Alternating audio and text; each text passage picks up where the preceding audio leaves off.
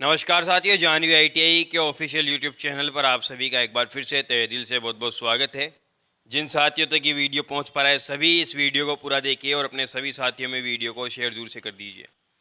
आज इस क्लास में हम देखने वाले हैं परमाणु संरचना के कुछ नियम। भाई, परमाणु संरचना कैसे होती है, कक्षाओं में इलेक्ट्रॉन कब नई कक्षा बनती है और कक्षाओं में इलेक्ट्रॉन कितने होते हैं, ये सभी जानकारी आज हम लेने वाले हैं। इसके अलावा विद्युत वाहक बल, विभव, विभवांतर, टर्मिनल वोल्टेज और वोल्टेज ड्रॉप, ये सभी हमने पहले भी पिछली साल में जो क्लास हुई उसमें भी हमने ये सभी देखा है।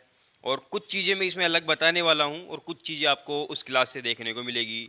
तो निवेदन है कि एक बार उस क्लास को ज़रूर देख ले। आई बटन पे मैं लिंक दे दूँगा, क्योंकि कुछ बातें जो मैं यहाँ नहीं बता पाऊँगा मैंने पहले वाली क्लास में बता दिए। तो आप सभी भी एक बार वो क्लास ज़रूर से देख लीजिएगा, क्या पता कोई नई चीज़ आपको देखने को ज़रूर मिले। ठीक है, बाकी नई चीज़ें तो आपको यहाँ भी देखने को मिलेगी, तो इसीलिए पहले वाली क्लास देख लेना। आई बटन पे मैं आपको लिंक दे दूँगा। यहाँ पे हम बात कर रहे हैं सबसे पहले परमाणु संरचना की। देखिए, परमाणु संरचना के कुछ नियम होते हैं। परमाणु संरचना हमने पढ़ ली कि नाभिक होता है। ठीक है, ये क्या होता है, यहाँ पे ये एक नाभिक होता है। नाभिक में क्या होता है, न्यूट्रॉन और प्रोटॉन होता है। ठीक है, न्यूट्रॉन आवेश रहित होता है और प्रोटॉन पे धन आवेश होता है। इसके बाद में यहाँ पे ये कक्षा है। अच्छा, ये पहली कक्षा है। इस पहली कक्षा के अंदर इलेक्ट्रॉन की संख्या कितनी होने वाली है? सबसे पहले इस पहली कक्षा के अंदर कम से कम कितने इलेक्ट्रॉन हो सकते हैं? भाई, इससे अधिक इलेक्ट्रॉन नहीं हो सकते, लास्ट सीमा इलेक्ट्रॉनों की। ठीक है, इसके बाद में जो भी कक्षाएं आएगी उन कक्षाओं में एक फॉर्मूला होता है हमारे पास, 2n²। कौन सा? 2n²। इस फॉर्मूले की सहायता से हम हर कक्षा के अंदर इलेक्ट्रॉन की संख्या ज्ञात कर सकते हैं। पहला नियम कि यहाँ पे किसी भी कक्षा के अंदर अगर हमें इलेक्ट्रॉन्स की संख्या ज्ञात करनी हो तो 2n² की सहायता से ज्ञात करेंगे। यहाँ पे ये 2, ऐसे मान लीजिए कि हमें सेकंड कक्षा के अंदर इलेक्ट्रॉन्स की संख्या ज्ञात करनी है, तो जो दूसरी कक्षा होती है तो n की जगह कक्षा का नाम लिखना है कि कौन सी कक्षा है हमारे पास। तो 2 × 2 का स्क्वायर, मतलब दूसरी कक्षा है तो 2 लिखेंगे और 2 का स्क्वायर, इसका स्क्वायर हो जाएगा। तो इसका स्क्वायर कितना हो जाएगा? 2 का स्क्वायर कितना हो जाता है? 4 हो जाता है। ठीक है, और यहाँ पे जब इसको हल करेंगे तो कितना आ जाएगा? 8 आ जाएगा। तो दूसरी कक्षा के अंदर हमारे पास 8 इलेक्ट्रॉन होने चाहिए। इसके बाद में इन कक्षाओं का कुछ नाम है। मैं पहली कक्षा, दूसरी कक्षा, तीसरी कक्षा थोड़ी बोलूँगा मैं, हम बोलेंगे इन कक्षाओं को कोई नाम देते हैं। इन कक्षाओं का कुछ नाम होता है और नाम क्या होता है इन कक्षाओं का? K, L, M, N, O, P, Q। ठीक है, ये इन कक्षाओं का नाम होता है। जैसे कि मान लीजिए पहली कक्षा है तो मैं पहली कक्षा को K के नाम से जानूंगा, दूसरी कक्षा है तो दूसरी कक्षा को मैं L के नाम से जानूंगा। तो यहाँ पे इस प्रकार से इन कक्षाओं को नाम दिया गया है। ये तो होते हैं कुछ नियम। भाई, परमाणु संरचना है, ये परमाणु संरचना के कुछ नियम होते हैं। भाई, यहाँ पे हमारे पास इन कक्षाओं को इस नाम से जानना है। इनको अगर कक्षा के अंदर इलेक्ट्रॉन ज्ञात करने तो इस फॉर्मूले की सहायता से ज्ञात करने हैं, वो मैंने निकाल के बता दिए। पहली कक्षा के अंदर इतने इलेक्ट्रॉन होने चाहिए, अंतिम कक्षा के अंदर इतने इलेक्ट्रॉन होने चाहिए। मतलब ये कोई कंफर्म नहीं है कि 8 ही हो, लेकिन ये है कि भाई 8 से अधिक नहीं होना चाहिए।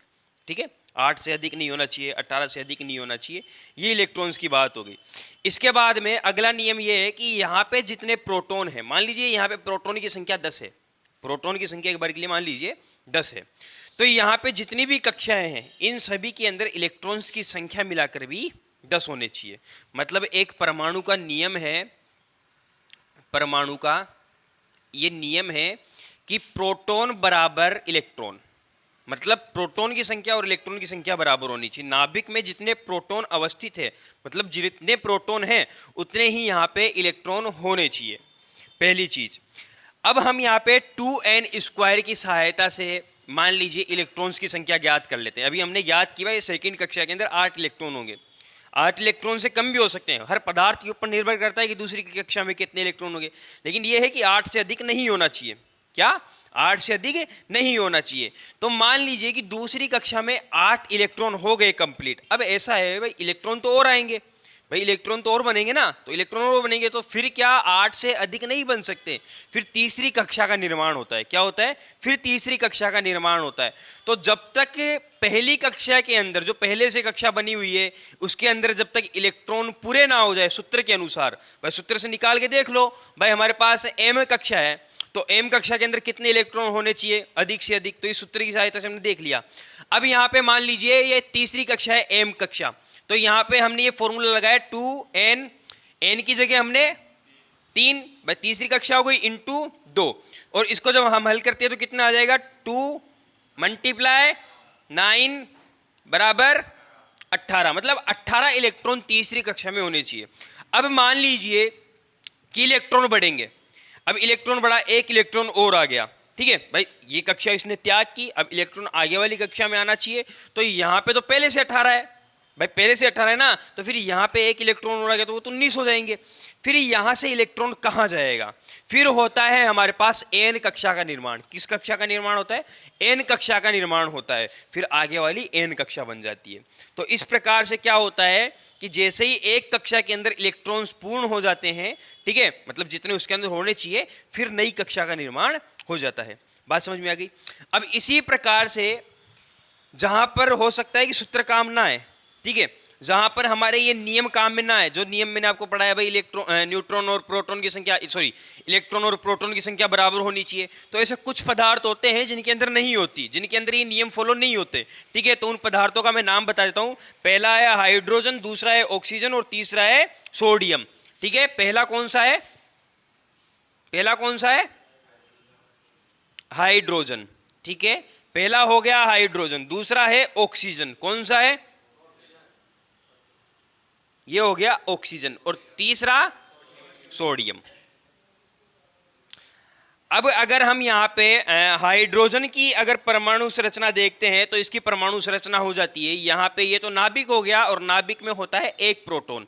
कितना प्रोटॉन, और एक प्रोटॉन, और इसके चारों तरफ एक कक्षा होती है जिसके अंदर एक इलेक्ट्रॉन पाया जाता है, जिसके अंदर एक इलेक्ट्रॉन पाया जाता है। ये हमारे पास हाइड्रोजन की संरचना है। अब इसके अंदर कोई भी नियम फॉलो नहीं हुआ, इसके अंदर नियम फॉलो नहीं हुआ भाई, इसके अंदर न्यूट्रॉन, हमने ये भी पढ़ रखा है नियम के अनुसार कि नाभिक के अंदर न्यूट्रॉन होना ही होना चाहिए, लेकिन यहाँ पे न्यूट्रॉन नहीं है, नियम फॉलो नहीं हो रहा, ठीक है। तो यहाँ पे एक नियम तो फॉलो हो गया भाई, इलेक्ट्रॉन और प्रोटॉन की संख्या तो बराबर है, लेकिन यहाँ पे हमारे पास न्यूट्रॉन नहीं है, ठीक है। तो ये जो है हाइड्रोजन की ये परमाणु संरचना है। इसके बाद बात आती है ऑक्सीजन की। ऑक्सीजन के अंदर क्या होता है, ये ऑक्सीजन है, और ऑक्सीजन के अंदर मान लीजिए ये हमारे पास न्यूट्रॉन हो गया और ये प्रोटॉन हो गया। प्रोटॉन यहाँ पे 8 रहेगा, न्यूट्रॉन यहाँ पे 8 रहेगा, दोनों की संख्या बराबर हो जाएगी। लेकिन और हर पदार्थ में अगर आप देखोगे तो न्यूट्रॉन एक कम होता है या कुछ कम होते हैं, प्रोटॉन हमेशा अधिक होते हैं। और यहाँ पे इलेक्ट्रॉन कितने होंगे, वो भी 8 हो जाएंगे। कितने हो जाएंगे, 8 हो जाएंगे।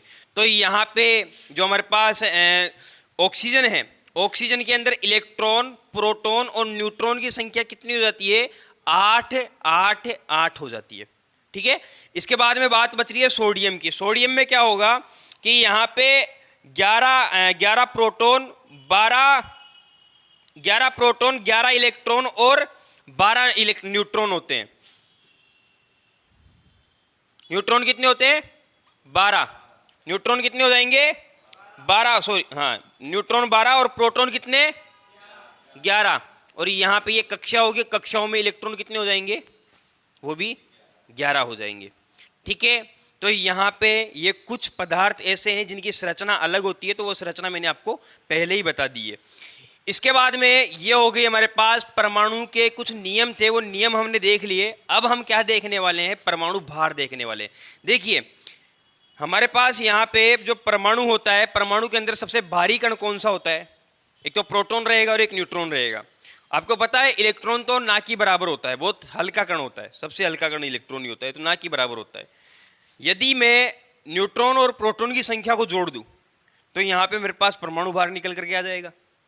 भाई परमाणु का भार वही तो हो जाएगा भाई। ऐसे मान लीजिए मैं इस कक्षा का वजन नापना देखना चाहता हूँ, भाई कक्षा में कितना वजन बैठा है, तो मैं तुम सबके वजन को ही जोड़ूंगा, सबके वजन को ही जोड़ूंगा ना। अब यहाँ पे कुछ मिट्टी के धूल के कण हैं, उनको थोड़ी जोड़ लूंगा, उनको नहीं जोड़ पाऊंगा मैं, तुम्हारा वजन जोड़ लूंगा केवल। तो मैं बता दूंगा इस कक्षा में इतना वजन हमारे पास, इतना वेट है।